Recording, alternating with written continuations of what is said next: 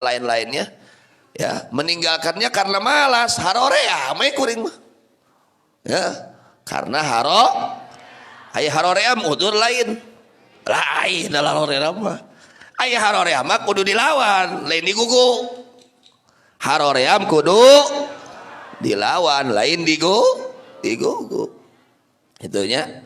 Kalau karena malas, ya, untuk sholat berjamaah, nih santri-santri terutama santri-santri, ya, hati-hati kalian, ya, di antara orang yang mengaji bukan karena Allah, tandanya dia berani meninggalkan sholat berjamaah.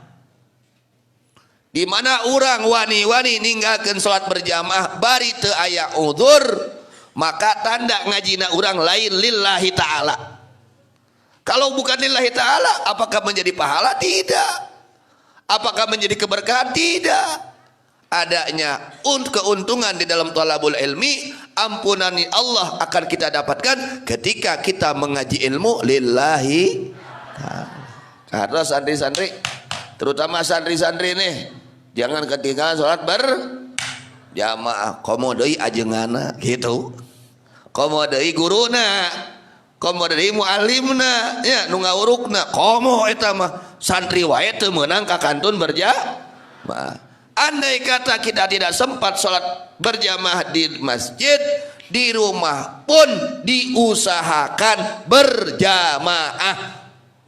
Di rumah pun berusaha berjamaah, karena keuntungan sholat berjamaah sangat besar, sangat besar.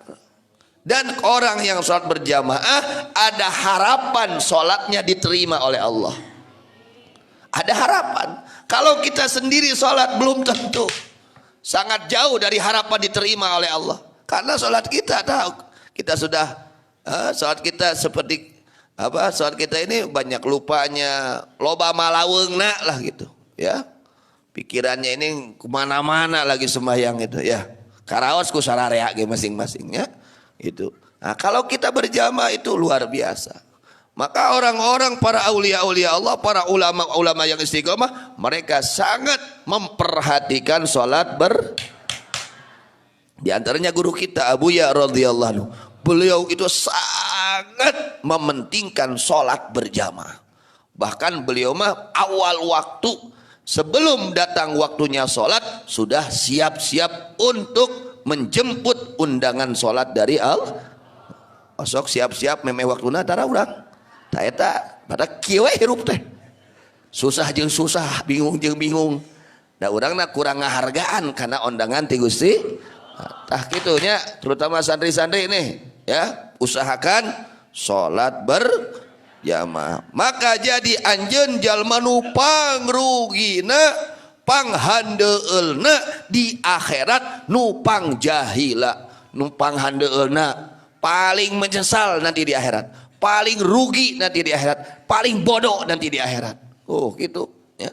Sakitu kauntunganna gede salat berjamaah, urang lamun teu daek keneh, waduh bahaya. Dahulu zaman Rasulullah sallallahu alaihi wasallam, ada sahabat yang bernama Sayyidina siapa? Yang buta itu saha hilap deui. Yang buta, ya, ada sahabat buta datang kepada Rasulullah sallallahu alaihi wasallam yang turun surat Abasa wa tawalla an ja'ahul a'ma. Ummi Maktum, Ibnu Ummi Maktum. Ibnu Ummi Maktum, anak laki-lakinya Ummi Maktum. Beliau tidak melihat, datang kepada Rasulullah sallallahu alaihi wasallam. Lalu begitu datang, ya Rasulullah, saya mohon izin, saya nggak bisa ikut berjamaah kalau ketika adzan kumandang, karena saya tidak melihat. Yang pertama alasannya rumah saya jauh, kedua kadang-kadang tidak ada yang menuntun saya, yang ketiga banyak binatang buas. Nah, kata Rasulullah SAW, ya silakan, karena kamu ada udzur. Kemudian begitu berapa langkah akan pulang, dipanggil kembali oleh Rasulullah SAW. Wahai anak Ummi Maktum, kemari. Apakah masih terdengar oleh kamu adzan? Oh iya ya Rasulullah. Maka kata Rasulullah SAW, usahakan sholat berjamaah di masjid. Kalau masih terdengar adzan, itu orang yang buta. Jelema nu lolong ku Kangjeng Rasul masih kena dipiwarang sholat berjamaah di masjid. Ai urang lah lolong bareunda. Nah gitu. Mereka ada raguan lolong. Hah? Mereka masih gitu nggak ada raguan lolong. Oh gitu ya. Usahakan nih masjid biar penuh, biar makmur. Kalau masjidnya penuh makmur, nanti ya negeri kita menjadi negeri yang makmur, yang berkah. Kampung kita jadi kampung yang berkah. Ketika makmur masjid diisi dengan sholat tah gitunya. Usahakan muntah aya pamengan, tidak ada udzur, usahakan jangan tertinggal sholat berjamaah. Wallahu a'lam bishawab.